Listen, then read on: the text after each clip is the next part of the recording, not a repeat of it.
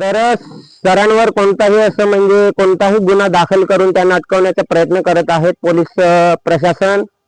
तर असं करू नये, आमच्या आदिवासी बांधवांवर त्यांनी असा अन्याय करू नये.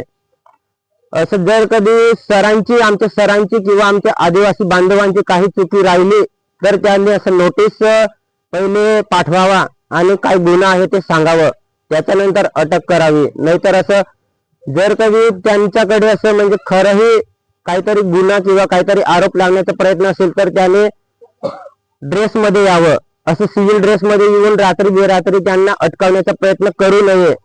याच्या पुढे असं करण्यात आलं तर मग आदिवासी बांधव शांत बसणार नाही. असं म्हणून मी गणेश गवडी बोलतोय. पोलिसांचा काय अधिकार नाही आहे बिनजबरी कोणाचा उद्या. त्यांचे वॉरंट निघलं असं त्यानंतर इथे यायचं कारण काय आहे? तुम्ही त्याला म्हणता काबर देत आहे आणि बिनजबरी तुम्ही पहिले विचारा त्याच्यानंतर सांगा. तुम्ही कोणाला जबरदस्ती नाही करू शकत. एक गाली आहे, गालीमध्ये असं तुम्हाला अधिकार नाही, कोणाला हात लावायची गरज नाही आहे. काबर का तुमचं राज नाही चलत. तुम्ही भले पोलीस असू देवा, तुमचे घरचे असतात, कोणाला अधिकार लावायचा गरज नाही आहे.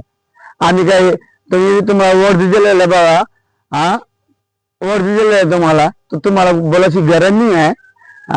तुम्ही कोणाला पण असं बिन कपड्याचं उखलून म्हणजे असा कोणाला अधिकार नाही. तुम्ही त्याला विचारा, पहिले सांगा, मग त्याच्यानंतर बोला का माझा काय गुन्हा आहे, मग त्याच्यानंतर बोला.